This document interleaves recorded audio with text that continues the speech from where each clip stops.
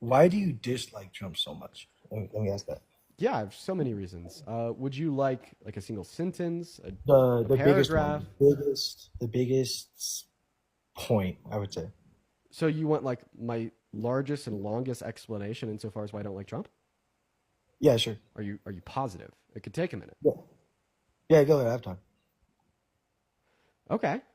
Well, I don't like Trump. I typically break it down into three categories. You have character, you have domestic policy, and you have foreign policy. So we're going to start off with that first category. That's going to be character. His character is absolutely abysmal. First and foremost, he's an adjudicated rapist. The civil court determined that he's guilty of raping E. Jean Carroll in 2023. Second of all, he's a 34 count felon.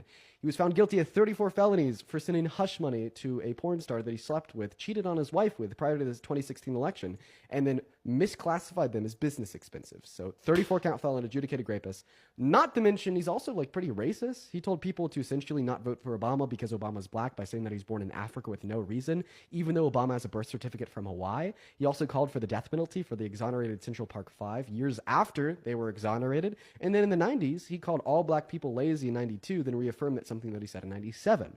On top of that, he's also incredibly misogynistic. I mean, he's made weird comments about how you could just grab a woman by the P word without asking first. He boasted about perving on the naked bodies of teenage girls and grown adult women at Miss Teen USA and Miss USA, as well as he said the best thing that could ever happen to a woman is pregnancy. He's sexualized his own daughter, saying he'd date her if he wasn't his daughter. Apparently, on the Howard Stern podcast, he made his daughter a promise when she was 17, saying that he would never date anybody younger than her, implying that he would date a 17-year-old when he was 40, as well as he sexualized a 10-year-old girl. In 1995, he was caught on a hot mic on an escalator telling a 10-year-old girl that he'd be dating her in 10 years. Not to mention all of his involvement with Epstein. I mean, he was best buddies from Epstein when Epstein was bringing children to his billionaire island and sexually abusing them. Epstein would even tell his victims that he was best friends with Donald Trump, and he had a framed picture of the two together on his desk. Not to mention that in 2003, Donald Trump sent Epstein a letter depicting the body of a naked woman, or in my mind, a girl, with a statement, "May every new day be another wonderful secret."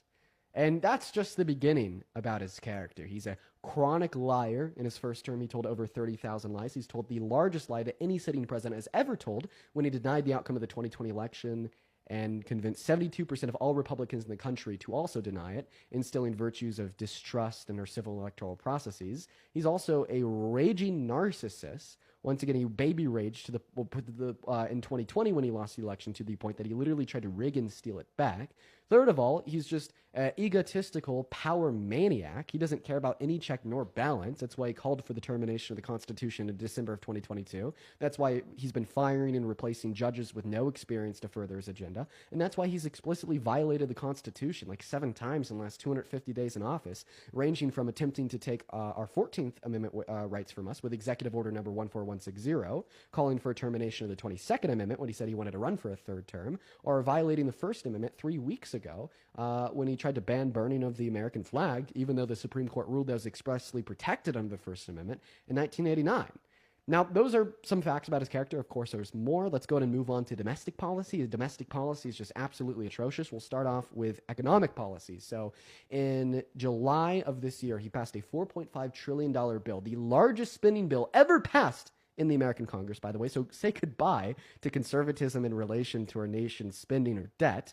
And this $4.5 trillion bill literally redirects and takes money from the poor and gives it to the rich. According to the Center on Budget and Policy Priorities, 51% of income earners in this country are going to be losing money because of the cuts to Medicaid, kicking 10 million people off, the cuts to food stamps, kicking 3 million people off, the cuts to the DOE, kicking 400,000 school children off of free school student lunches and free school student breakfasts, just to further fund tax cuts for the ultra wealthy. Now, in America, if you make over $1 million per year, you're going to be getting an additional 4% back per year. And that's just his economic policy. He has other very terrible domestic policy, ranging from directing SCOTUS to overturn Roe v. Wade, which has now led to the consequence of 60 pregnant great victims per day being denied access to abortion in 10 of our states, or 66 million American women in all 50 states having their human rights infringed upon, as well as we have other terrible domestic policy, like renaming the Department of Defense to the Department of War, then declaring war on American citizens in Chicago and American citizens in D.C. But of course, he doesn't care about violent crime as he suggests he does, which is the reason he says he's doing this,